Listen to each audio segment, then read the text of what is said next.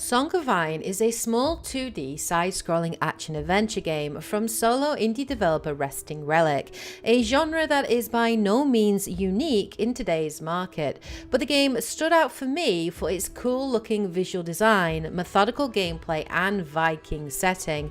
The fact that it is developed by one guy called Joe Winter also had my interest piqued. After beating the game in just over 3 hours, it's clear that Song of Iron is an ambitious game with a very clear vision and cinematic style. It oozes atmosphere and screams potential, but sadly, thanks to frustrating controls and a clunky movement and combat system, it never quite hits its full stride. The overall premise of the game is a simple one. Players assume the role of a no-name Viking warrior who can be played as either male or female, though this doesn't appear to have any real impact on the story and is mostly there for flavour. Returning from the forest to your village, you find your people under attack from an enemy clan. Fighting your way through hordes of attacking enemies, you find your beloved, though are sadly too late to save them. With their dying breath, they give the player a token of the gods, a special relic said to curry their favour. Players then embark on a journey to reach their temple in order to use the token and seek the gods' help to save what remains of your people. Though there is some written dialogue, the story available in Song of Iron is pretty bare bones, so don't expect well fleshed out characters or a deep storyline here. That's just not the focus. However, the last third of the game does take the story in an interesting new direction, which I honestly didn't see coming, as events unfold and the player is left confused and baffled by the apparent whiplash-inducing twist that the plot takes. Still, it does add some intrigue to events, although sadly it's never resolved, and the game ends on a cliffhanger with "to be continued" showing on screen. It's clear that the developer has plans to expand on the story, and hopefully we will get some expansions in the future, though how these will be marketed and how detailed remains to be seen. Still, I am interested to see where it goes. Some of the game's biggest strengths are its incredible soundtrack, beautiful art style, and detailed environments. Song of Iron is a gorgeous looking game with some memorable settings including lush forests, snow-capped mountains, dark and misty underground caves, and ancient Norse temples. Lighting and particle effects are used to great effect, and each level just oozes with atmosphere.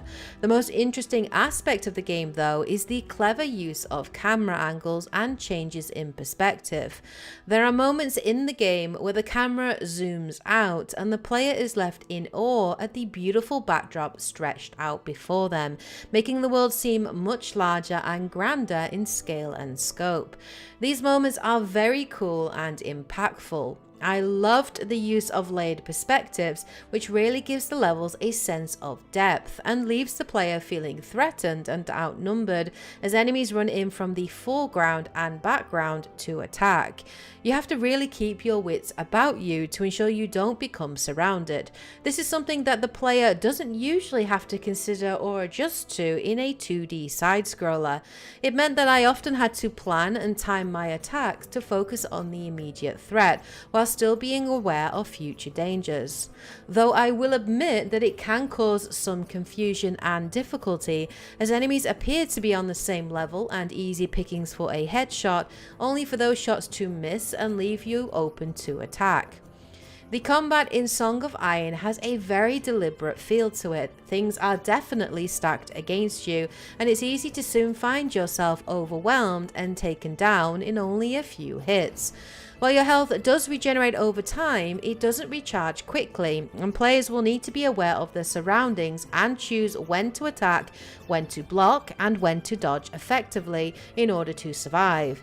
In this way, it sometimes feels like a Souls game with the number of times you will likely die, although the enemies aren't nearly as difficult, with the exception of the odd boss fight here or there. Players have plenty of choices when it comes to combat. They can wield one-handed weapons, shields, and two-handed battle axes, and have access to both light and heavy attacks, although I rarely use the heavy attack as the wind-up takes too long and often resulted in my death.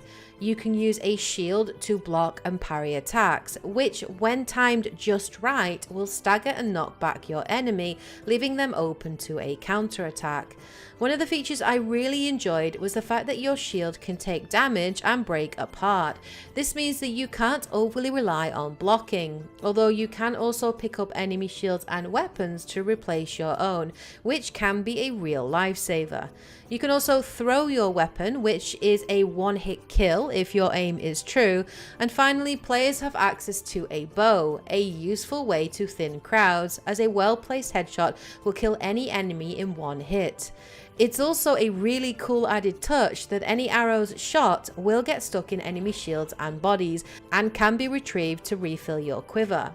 Unlockable abilities provide even more options and add a feeling of progression as your character becomes stronger and more competent in combat with every new power. These abilities often lie at the end of very simple puzzle-solving sections, which require the player to find certain symbols, use blocks and vines to climb to higher sections of the map, or use particular abilities. They're not a difficult challenge per se, but they do provide a nice change of pace. While I thought that the combat system in Song of Iron has all the building blocks of a potentially great combat experience, it is sadly hindered by a slow and clunky control system that doesn't feel fluid or responsive. Movement is incredibly slow, with jumps, attacks and dodges themselves feeling laboured. This leaves the combat feeling sluggish and clumsy. As such, you never really feel like you're in control at any given encounter. I don't know if this was a distinct design choice on the part of the developer to make the combat feel weighty and decisive. Sadly, the game doesn't achieve this, and it soon becomes repetitive as you repeatedly dodge roll and hack and slash your way through enemies while letting off the odd shot with your bow, which can go astray as you use your left stick to aim the shot, with this also being the control input to move. It's frustrating as your shot often flies high or hits the ground.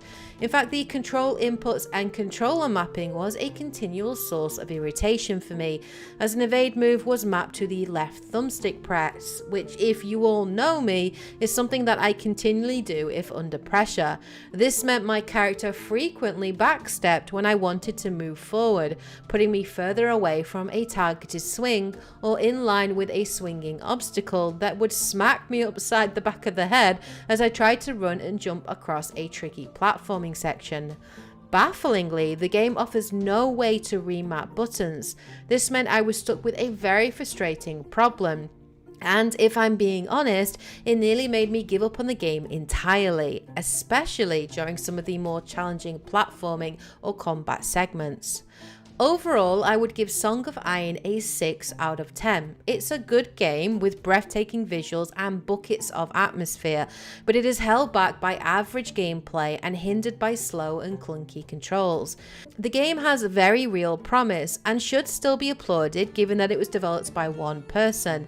Many of the game's core issues can be resolved with future updates and tweaks, so it's definitely a game worth coming back to. Would I recommend buying the game now? Sadly, while I enjoyed my experience with the game for the most part, I still think its current price point of $20 or £15 is just too high an asking price for a game that can be beaten in as little as 3 hours. £8 would be a much more reasonable ask, especially as the game currently offers no replay value with its lack of a new game plus or harder difficulty mode for those looking for an added challenge. It's a promising start for Joe Winter, an industry veteran with 15 years experience who has just released his first independent game, and I'm interested to see what he makes next. A special shout out to Resting Relic for providing a review copy of the game on Steam.